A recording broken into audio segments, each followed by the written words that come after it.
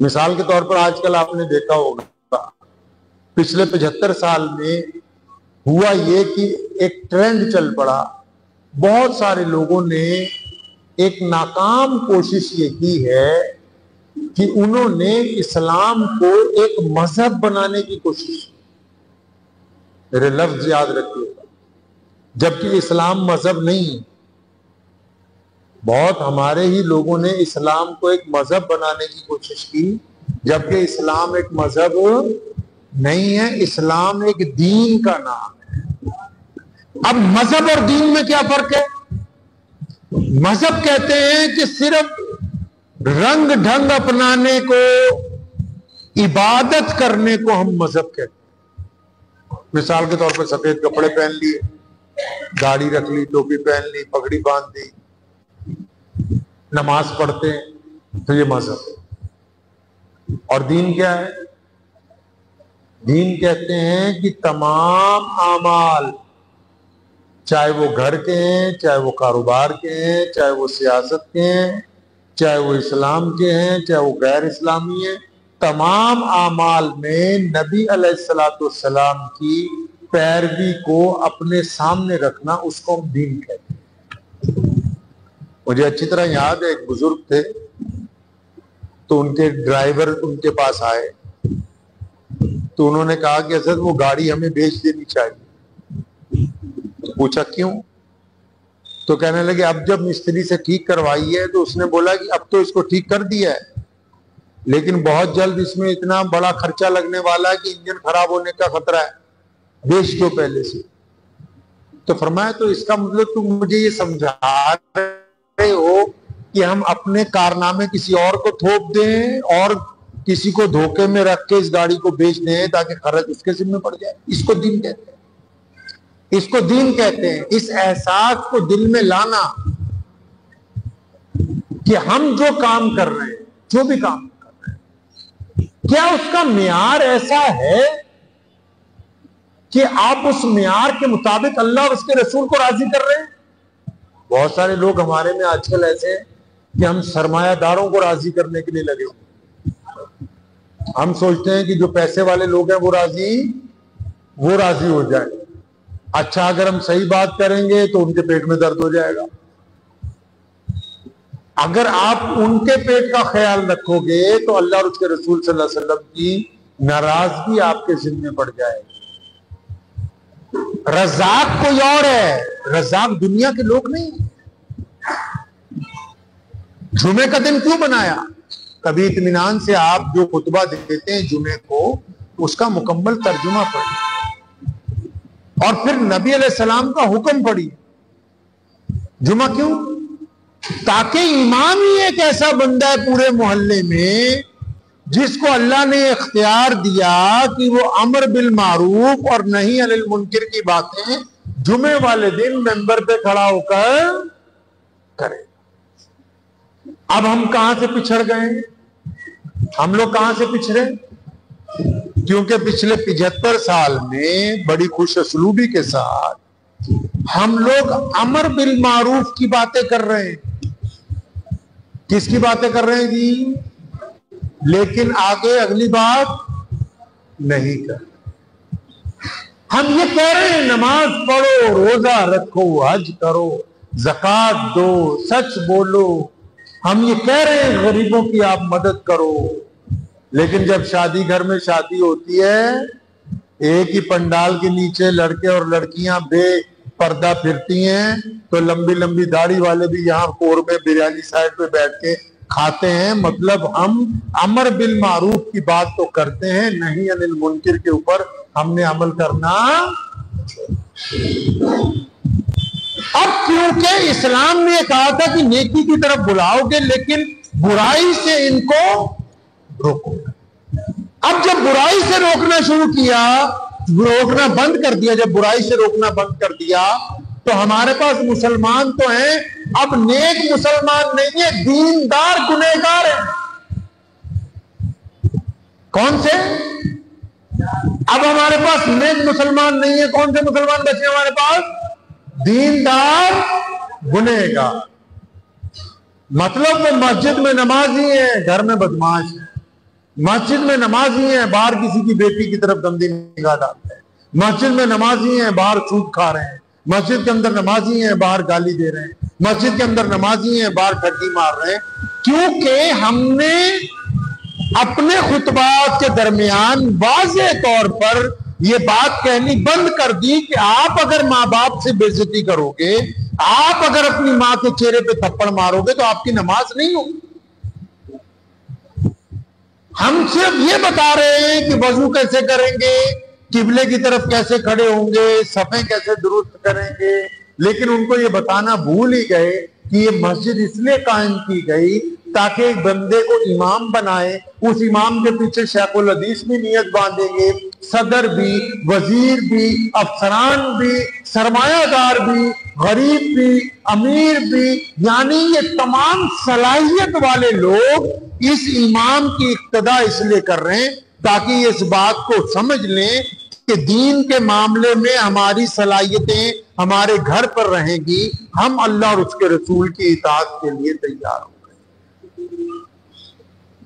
اس بات کو ذہن نشین کریں کہ جو معاملات، اب جمعے کا پہلا خطبہ کس لیے، جمعے کی نماز کا پہلا خطبہ کس لیے؟ نبی علیہ الصلوۃ والسلام ہم سے یہ چاہتے ہیں کہ جب جمعے کا دن آئے، جب امام ممبر کے اوپر کھڑا ہو جائے تو پہلے خطبے میں کیا باتیں کرے؟ پہلے خطبے میں باتیں کریں مسلمانوں کی فائنینشیل پوزیشن کی، کہ اقتصادی طور پر ہم کیا کر رہے ہیں، کیا ہم 50 سال سے مزدوری کر رہے ہیں، کیا ہم نے کارخانے لگانے کا کوئی پلان نہیں بنایا، کہ 50 سال سے ہم نوکری کر رہے ہیں، کیا ہم نے خود کوئی انڈسٹری لگانے کا پلان نہیں بنایا، کہ 50 سال سے ہم کرائے کی دکان پہ ہیں، کیا ہم نے خود اپنا کوئی شو روم کھولنے کا پلان نہیں بنایا، کہ 50 سال سے ہم نے اپنے معاشرے میں ان امپلائمنٹ ختم کرنے کے لیے کوئی کام کیا یا نہیں کیا۔ پہلا خطبہ اس لیے ہے کہ ہم معیشت کی بات کریں گے، ہم سماجک برائیوں کی بات کریں گے، ہم تعلیم کے امور کی بات کریں گے، ہم سماج میں پھیلے ہوئے نشے کے خلاف بات کریں گے، ہم بے حیائی کے اوپر بات کریں گے، ہم نکاحوں کی بدنظمی کے اوپر بات کریں گے، ہم سود خوری کے نظام کے خلاف بات کریں گے، ان تمام امور پہ بات کریں گے جن کا مسلمانوں کو، قوم کو، عام لوگوں کو جو چیلنج بن کر کھڑی ہو گئی ہیں، تو پہلے خطبے میں ہم ان کی باتیں کریں گے، پھر دوسرے خطبے میں کھڑے ہو کے بتائیں گے کہ نماز پڑھا کرو، روزہ کا رکھا کرو، حج کرا کرو، زکوٰۃ دیا کرو، وہ پھر دوسرے خطبے کی بات کریں گے۔ اب تو یہ ذمہ داری ہے نا، امام کو باقاعدہ ایک ڈاکٹر کا درجہ دیا گیا، ڈاکٹر مریض کی حالت دیکھ کے، اب یہ تو ممکن نہیں ہے کہ آپ کے پیٹ میں درد ہو میں آپ کو بخار کی دوائی دوں، اب یہ تو ممکن نہیں ہے نا کہ کسی کے سر میں درد ہو میں بولوں پیر پہ پٹی باندھو، ایسا نہیں ہو سکتا۔ تو اس کے لیے یہ ضروری ہے اس بات کو ذہن نشین کر لیجیے کہ علماء کا سب سے پہلے ذاتی کردار اور ان کا اللہ سے جو تعلق ہے، آپ سے ہم بات کر رہے ہیں ابھی، تو بات کرنے کے لیے کس سے مانگا؟ یہ گفتگو کس سے مانگی ہم نے؟ اللہ سے پہلے مانگ کے آئے، تب آپ سے گفتگو کر رہے ہیں۔ حضرت مولانا قاسم نانوتوی علیہ رحمہ، حاجی امداد اللہ مہاجر مکی رحمت اللہ علیہ ایک دفعہ پیدل سفر پہ تھے تو ایک گاؤں میں سے گزرے تو دیکھا مسجد ویران ہے، بازار میں گئے، چھوٹا سا گاؤں تھا تو چھوٹا سا بازار تھا، سارے مسلمان تھے، پوچھا بھائی کوئی نماز پڑھنے نہیں جاتا؟ تو کہا جی امام نہیں ہے، کیونکہ ہمارے گاؤں کا پردھان نماز نہیں پڑھتا تو اس لیے ہم بھی نماز پڑھنے۔ تو حضرت پردھان کے گھر پہنچے تو پتہ لگا کہ وہ شرابی بھی ہے۔ اب ان سے ملاقات کی، اب ملاقات کرنے کے بعد ان کو راضی کیا اس بات پہ بھی آئیں آپ نماز کے لیے، تو اس نے کہا جی میری تو طبیعت نہیں چاہتی نماز پڑھنے کو، لیکن اب تم اتنے بڑے مولوی آئے ہو تو میں صبح فجر میں آؤں گا۔ حضرت آ گئے رات کو، اب اپنا کام کر آئے تو رات کو مصلی بچھا کے اپنے رب کے آگے 2 رکعت صلاۃ حاجت کی نیت باندھ لی کہ یا اللہ جتنا میرے ذمہ تھا وہ میں نے کر دیا ہے۔ اب دل پلٹنے والے تو آپ ہیں نا، بہت سارے مقرر جو ہیں وہ الفاظ تو ڈھونڈتے ہیں کتابیں بھی پڑھتے ہیں، اردو بھی بڑی قرات میں بولتے ہیں، لفظ بھی بڑے موٹے موٹے گاڑے تیار کر کے لاتے ہیں، لیکن وہ لوگوں کے سروں کے اوپر سے ہی گزرتے ہوئے چلے جاتے ہیں۔ کیوں؟ کیونکہ اپنا جو تعلق ہے جب تک وہ اللہ سے نہیں جڑے گا، لفظوں میں تاثیر کس نے عطا کرنی؟ اللہ نے عطا کرنی۔ دل بدلنے والا کون ہے؟ اللہ کی ذات۔ اب نبی علیہ السلام پر بندہ کثرت سے درود پاک پڑھنے والا ہو، اب جب وہ گفتگو کرنا چاہتا ہے اپنی قوم کے ساتھ، ان کی اصلاح کرنا چاہتا ہے، ان کی دل حضرت نے ساری رات دعا مانگی، صبح کو چودھری صاحب جب مسجد آنے لگے تو اپنی اہلیہ کو کہنے لگے پہلی بار نماز پڑھنے جانا ہے تو ذرا نیا جوڑا نکال تو غسل کر کے ہی چلا جاتا ہوں۔ اب غسل کر کے مسجد میں پہنچے، حضرت کے پیچھے نماز پڑھی، دعا حضرت نے کروائی تو نماز کے دوران چودھری صاحب رونے لگے بہت، اور پھر حضرت کا ہاتھ پکڑ کے کہا حضرت آج کے بعد کبھی نماز قضا نہیں کروں گا، آج کے بعد میں نے تمام گناہوں سے توبہ کر لی۔ یعنی جو عالم ہوتے ہیں وہ دونوں امور پر توجہ دیتے ہیں، عملی کام کے اوپر بھی اور روحانی علاج کے اوپر بھی، دونوں کام وہ ایک دوسرے کے متبادل نہیں ہیں، دونوں کو برابر لے کے چلتے ہیں۔ تو علماء کی یہ شان ہے ان کے لیے۔ اب ہم یہ سمجھتے ہیں کہ ظاہری طور پر جو واٹس ایپ کی دنیا ہے، اور جو حقیقی دنیا ہے، دونوں میں زمین آسمان کا فرق ہے۔ آپ کو ایسا نہیں لگتا ملک میں واٹس ایپ کے اوپر اور جو ہمارا چینل ہوتے ہیں، ٹی وی چلتے ہیں، آپ کو ان کو دیکھ کے ایسا نہیں لگتا کہ بہت زیادہ نفرت ہے؟ اگر آپ واٹس ایپ کو دیکھیں گے، فیس بک کو دیکھیں گے، چینل کو دیکھیں گے، آپ کو ایسا لگتا ہے نا کہ بہت نفرت ہے؟ اور اگر آپ اس کو بند کر کے حقیقی طور پر زمین پر چلیں پھریں، بازاروں پہ جائیے، ہندو بھائیوں سے، سکھ بھائیوں سے، دلتوں سے، جینیوں سے، بودھیوں سے ملیے، تو آپ کو لگے گا کہ جو کچھ آن لائن دکھایا جا رہا ہے آف لائن ویسا نہیں۔ تو جو خیالی دنیا ہے وہ اور ہے، جو حقیقی دنیا ہے وہ اور ہے۔ ہم کو حقیقت کے جو چیلنجز ہیں ان کی طرف متوجہ ہونا ہے۔ ہم لوگ جو ہیں، اب اسلام جو ہے وہ یہ چاہتا ہے، آج کے علماء یہ چاہتے ہیں کہ آپ واٹس ایپ پہ، فیس بک پہ بہت اچھی اچھی چیزیں یوٹیوب پہ ڈالیں۔ کیوں؟ آنے والا جو دور ہے، اب اے آئی شروع ہو گئی، آنے والا آرٹیفیشل انٹیلیجنس جس کو بولتے ہیں، آنے والے دور میں جو نئی نسلیں ہیں یہ ساری کی ساری چیزیں آن ایئر تلاش کرتی، ٹھیک ہے؟ اب آپ نے تو کوئی حدیث اپلوڈ نہیں کی، آپ نے تو اپنے علاقے کی مسجد کا ٹائم اپڈیٹ نہیں کیا، آپ نے تو قرآن پاک کی کسی آیت کا ترجمہ نہیں کیا، آپ نے تو جمعے کا بیان نہیں ڈالا۔ اب جو بندہ آپ کے علاقے میں تمام چیزیں آن لائن ہی چاہتا ہے کہ میں رات کو گھر پہ بیٹھ کے کچھ سن لوں، جب اس کے پاس اچھا ڈاٹا نہیں ہوگا تو وہ گندا ڈاٹا دے۔ اگر صحیح العقیدہ لوگ اس پر نہیں آئیں گے تو بد عقیدہ لوگوں کی بات سنے گا۔ اگر ختم نبوت کے محافظ اس پر نہیں ہوں گے تو منکرین ختم نبوت کو ختم نبوت کے علمبردار سمجھ کے ان کے جھانسے میں کوئی ایک محاذ ایسا نہیں ہے جس کو آپ نظر انداز کر دیں۔ علماء صرف مسجدوں کے لیے نہیں ہیں، علماء انسان کی حلال حرام کی روزی کی اصلاح کرتے ہیں۔ علماء مسجدوں کے اندر بیٹھ کے نکاح کی بیماریوں کو دور کرتے ہیں۔ علماء مسلمانوں کے ساتھ ساتھ غیر مسلموں کو بد نظری کی بیماری سے ان کی اصلاح کرتے ہیں۔ علماء لوگوں کو ان کی ماں، بہنوں، بیٹیوں کا احترام کرنے کی تربیت دیتے ہیں۔ علماء بچوں کے اندر ان کے والدین کا احترام، بچوں کے اندر حلال حرام کی تمیز کو پیدا کرتے ہیں۔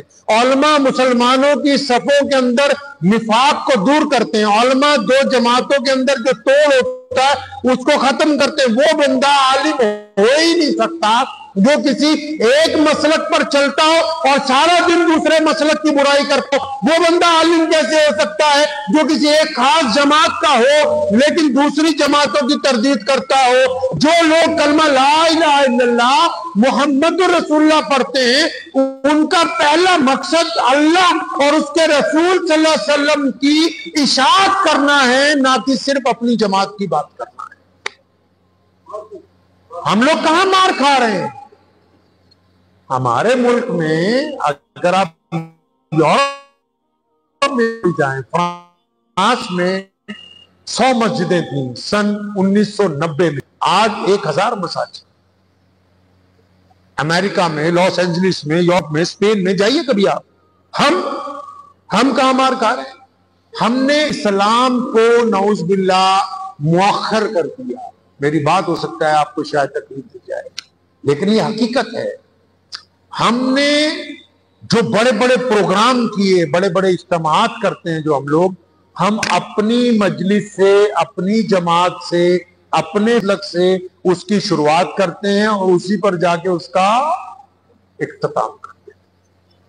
ہمارے بچوں کا اب یہ تو کا صدر کون ہے، ان کو یہ نہیں پتا کہ عمار بن یاسر کون ہے۔ ان کو یہ تو پتا ہے کہ ہمارا جنرل سیکرٹری کون ہے، ان کو یہ نہیں پتا احمد ابو عبیدہ بن جراح کون ہے۔ ان کو یہ نہیں پتا کہ عبداللہ ابن زبیر کون ہے۔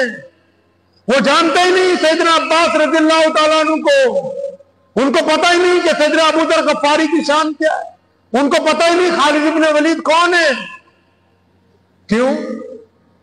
کیونکہ ہم نے جتنی محنت کی ہے اب تک وہ اس چکر میں کی ہے بھی ہمارے والے ہمارا حلوہ کھاتے رہے، ان کے والے ان کی بریانی کھاتے رہے۔ اصل جماعت میرے والد شیخ اسلام مولانا حبیب الرحمان لدھیانوی رحمۃ اللہ علیہ، ہم جس جماعت کا میں صدر ہوں، اس کو 1929 میں اس دیش کی آزادی کے لیے قائم کیا تھا، اور ساتھ میں ختم نبوت کے تحفظ کے لیے، تاکہ مرزا قادیانی اس دور میں انگریزوں کی پشت پناہی کے ساتھ آیا۔ تو کیا یہ جو 100 سال ہمیں ہونے کے لیے جا رہے ہیں، تو کیا ہم پورے ملک میں چھوٹے چھوٹے صدر، پردھان، جنرل سیکرٹری نہ لگا دیتے 100 سال میں؟ جبکہ 1.5 لاکھ لوگوں نے قید کاٹی ہے ہماری جماعت کے، متعدد لوگ پھانسیوں کے پھندے پہ چڑھے۔ کیوں؟ میرے والد شیخ اسلام مولانا حبیب الرحمان لدھیانوی فرماتے تھے کہ ڈاکٹر وہی ہے جو بیماری اگر ہو تو علاج کرے، اگر بیماری نہ ہو تو مریض کو ناجائز دوائیاں۔ تو میں ان کو کبھی کہا کرتا تھا جی فلاں جگہ احرار بنائیں، کہتے تھے اگر وہاں ختم نبوت کے تحفظ کو خطرہ ہے، اگر اس صوبے میں کوئی مرزائیت کی بات کر رہا ہے نعوذ باللہ، کوئی نیا فتنہ اٹھ گیا، تو بناؤ، لوگوں کو کہو کہ اس کے اوپر کام کرو۔ اگر نہیں تو اصل ہمیں ہماری جماعت جو ہے وہ محمد رسول اللہ صلی اللہ علیہ وسلم کا دین ہے، اسلام ہی ہماری جماعت ہے۔ اسلام کی اشاعت، اسلام کا تحفظ، اسلام کا فروغ، اسلام کی تبلیغ، اسلام کی باتیں، محمد رسول اللہ کا کردار، ان کی سربلندی، اس کو لے کے جانا ہی ہمارا کام ہے۔ ہم تو یہاں مار کھا گئے آ کے، ہم نے نعوذ باللہ اسلام کو مؤخر کیا۔ ہم نے کہا پہلے ہماری سنو، ہم کون ہیں، ہم کیا کر رہے ہیں۔ ہم نے محمد رسول اللہ صلی اللہ علیہ وسلم کی باتیں جو ہیں نعوذ باللہ ان کو مؤخر کر دیا۔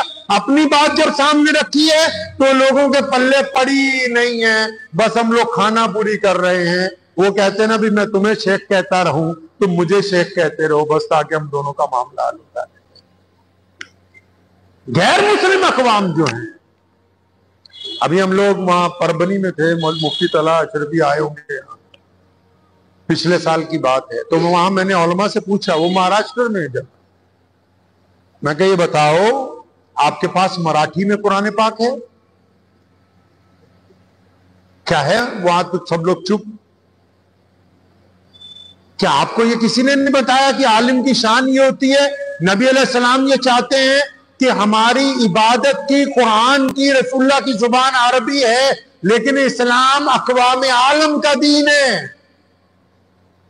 اسلام پورے وشو کے لیے بن کے آیا ہے، تو پورے وشو کے لوگ تو عربی نہیں بول سکتے، پورے وشو کے لوگ تو پنجابی نہیں جانتے، انگریزی نہیں جانتے، ہندی نہیں جانتے، تو فرمایا کہ جو جس خطے کے اندر عالم ہے، اس پر یہ بھی تو لازم ہے نا بھائی کہ وہ اپنی مادری زبان میں نبی علیہ الصلوۃ والسلام کی باتیں کرنے کا فن رکھتا ہو. کرناٹک کی زبان کون سی ہے؟ کنڑ ہے. تو کنڑ میں کیا قرآن پاک کا ترجمہ مسجدوں میں ہے؟ کیا کنڑ میں نماز سکھائی جاتی؟ کیا کنڑ میں جمعے کے بیانات دیے جاتے ہیں؟ اللہ کے بندے، اگر آپ مادری زبان سے دور ہو جائیں گے، یہ تو ضروری نہیں ہے کہ یار ساری دنیا نے مسلمان ہونا ہے. قرآن نے نہیں کہا کہ سب کو مسلمان کر، لیکن یہ ضروری ہے کہ جو غیر مسلم ہیں ان کو اسلام کے متعلق جو غلط فہمی ہو گئی ہے. اب تو مولویوں کے القاب ہی اتنے زیادہ ہے، فلاں حضرت، علامہ، یہ وہ، بندہ حقیر، پر تکفیر. وہ آدھے سے زیادہ تو مسلمانوں کو نہیں سمجھ میں آتی وہ اردو، وہ ان کے سر کے اوپر سے گزرتی جاتی ہے. جتنے مولوی بلاتے ہو آپ، کئیوں کا فون آتا ہے نا، السلام علیکم حضرت کیسے ہیں؟ میں کہا بھائی بنا قرات کے اچھا ہوں. آپ دین کو مشکل کیوں بنا رہے ہیں؟ عام لوگ کیسے سمجھیں گے اس کی باتوں کو؟ جن غیر مسلموں کے اسلام پہ اعتراض ہے یا جن کو آپ کی بات سمجھ نہیں آتی، آپ اگر ان کی مادری زبان میں، جو حقیقت میں آپ کی بھی مادری زبان ہے، یہ فارسی میں اتنی کتابیں کیوں آ گئی بھائی؟ آمد نامہ فارسی میں کیوں ہے؟ گلستہ بوستہ فارسی میں کیوں ہے؟ مدرسے فارسی کی کتابوں سے بھرے پڑے. جائیے دیوبند میں کتنے درس فارسی کی. کیوں؟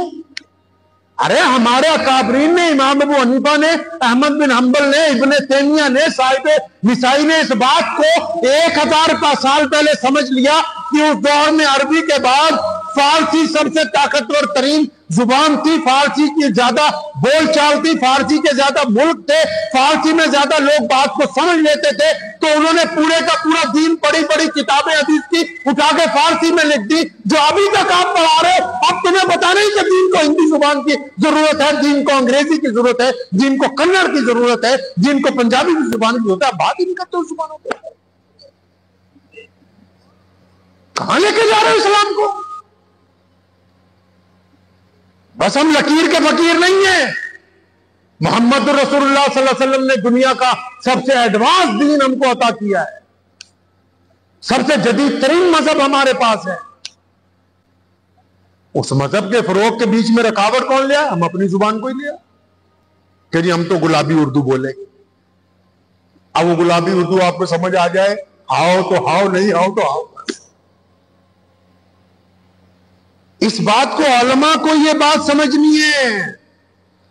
مولانا کوئی بھی بندے کے اوپر نگاہ مت ڈالیے کہ فلاں جماعت، فلاں بڑا مولوی یہ کام کرے گا. نہیں، اللہ نے جتنی آپ کو استطاعت دی ہے ذہن نشین کر لیجئے. آپ ایک چھوٹا سا پرچہ مادری زبان میں لکھ سکتے ہیں، آپ ایک قدم آگے بڑھا سکتے ہیں کسی کی اصلاح کے لیے تو بڑھا دیجئے. دوسروں کا انتظار مت کیجئے. آپ ادھر مت دیکھیے کہ کوئی آنے والا، کوئی نہیں آنے والا. اور یہ مت سوچیے کہ آپ چھوٹے ہیں. یہ آپ کے ہی شہر میں شاہین کالج بنا ہے. آج سے 40 سال پہلے کیا شاہین تھا؟ کیا اس کے پاس بلڈنگیں تھیں؟ کیا ان کے پاس سٹاف تھا؟ بندے تھے؟ اسٹوڈنٹ تھے؟ چلو تو صحیح، قدم تو بڑھاؤ. آپ کس سے چکر میں لگ گئے کہ فلاں بندہ آئے گا، فلاں لوگ آئیں گے، فلاں سوسائٹی بنے گی؟ نہیں، اللہ نے جو آپ کے اندر صلاحیتیں رکھی ہیں، آپ بہتر ہیں دوسروں سے. آپ بہتر ہیں دوسروں سے. صرف 5 وقت کے امام نہیں ہیں، آپ دوسروں سے بہتر ہیں. جو آپ کر سکتے ہیں، ہو سکتا ہے کہ اس کا پیمانہ چھوٹا ہو لیکن وہ معیار چھوٹا نہیں ہے. آپ کا معیار نہیں چھوٹا، پیمانہ ضرور چھوٹا ہو سکتا ہے، وسعت ضرور کم ہو سکتی ہے، لیکن معیار چھوٹا نہیں ہے. آپ کی کوالٹی کم نہیں ہے.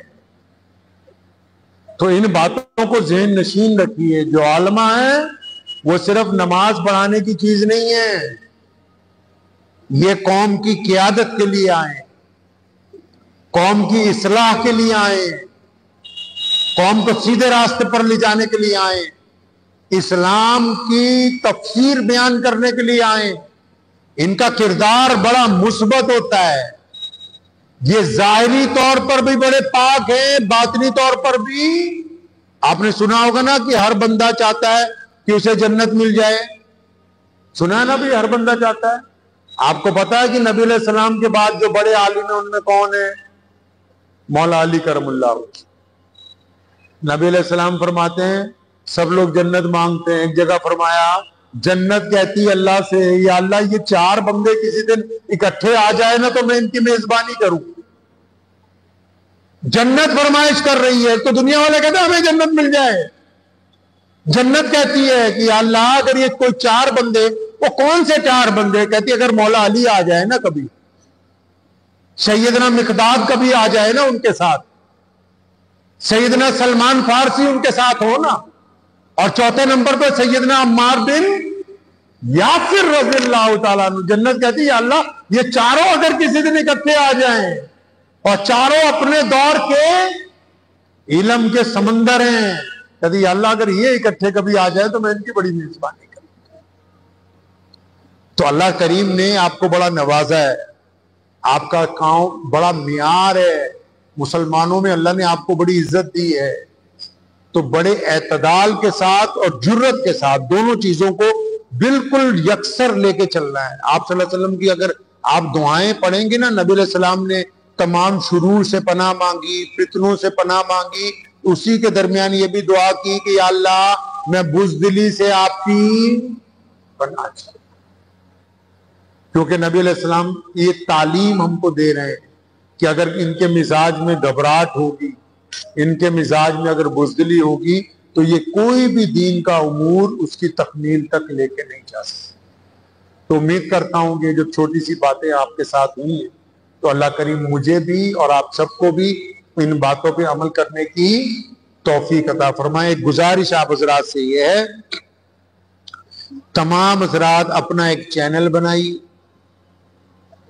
جو دین کی بہترین بات آپ کو آتی ہے فرصت کے لمحے میں بیٹھ کے اس کو ریکارڈ کیجیے۔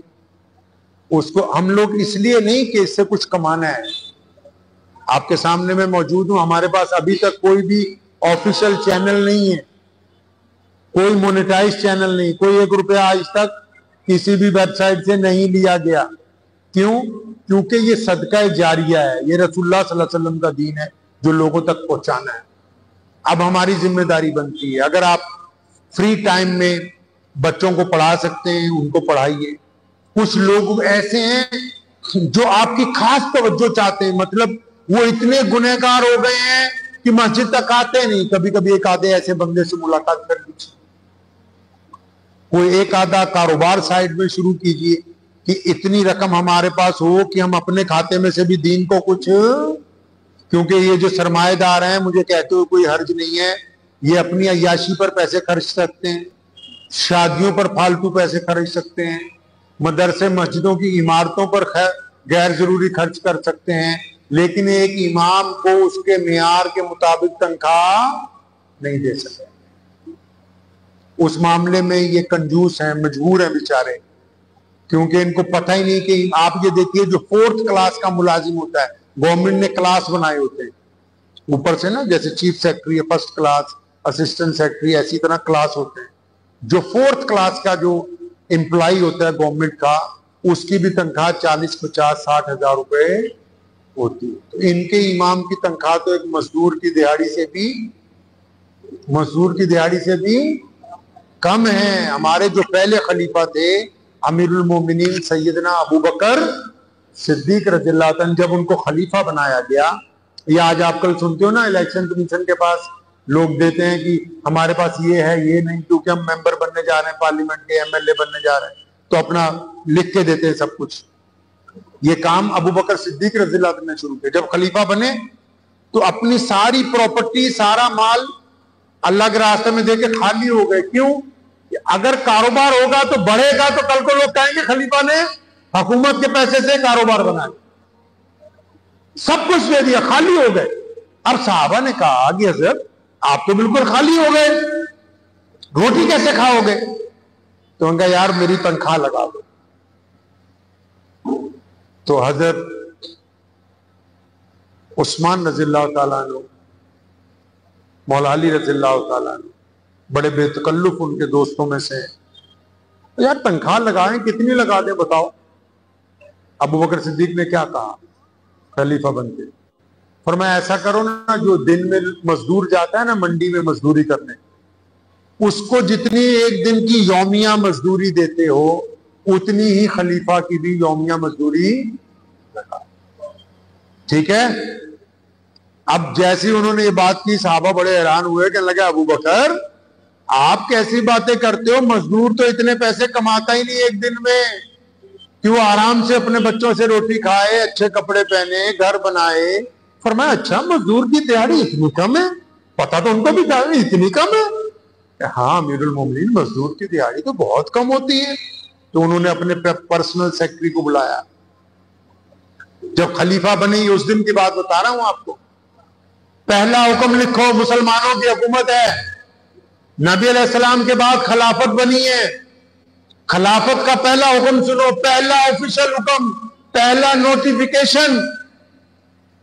اپنے پی اے کو بلایا، بولے جی پہلا حکم لکھواؤ۔ کیا لکھوانا حضرت؟ فرمایا کہ ہم نے مزدور کی دیہاڑی اتنی بڑھا دی ہے آج سے کہ وہ اس پیسے میں روٹی بھی کھائے گا، بچوں کو بھی پڑھائے گا، گھر بھی ٹھیک رکھے گا۔ اب کیونکہ جب مزدور کی دیہاڑی بڑھا دی ہے تو جو مزدور کو دو گے دیہاڑی وہی خلیفہ کو دے دینا، تاکہ مزدور بھی اپنے گھر میں خوشی سے روٹی کھا لے، خلیفہ بھی اپنے گھر میں۔ تبھی تو ابو بکر صدیق کے دیش میں جو آج مزدوری کرنے جاتے ہیں ان کی اتنی تنخواہ ہے کہ وہ اس دیش میں بیٹھے ہوئے گھر بھی بنوا رہے، گاڑیاں بھی خرید رہے۔ یہ ابو بکر صدیق کا حکم ہے۔ تو ذہن نشین کر لیجئے، ان باتوں کو ذہن نشین کر لیجئے کہ ہم کو آگے بڑھنے کے لیے تمام جتنے بھی امور ہیں ان کی طرف توجہ دیں گے انشاءاللہ تعالی۔ اللہ کریم آپ کو اور مجھے سب کو ان باتوں پہ عمل کی توفیق عطا فرمائے۔ وآخر دعوانا الحمدللہ۔ مجھے امید ہے کہ آپ کو یہ ویڈیو پسند آئی ہوگی۔ اگر پسند آئی ہو تو یہ آپ اپنے دوستوں کے ساتھ شیئر کریں اور اس چینل کو سبسکرائب ضرور کریں۔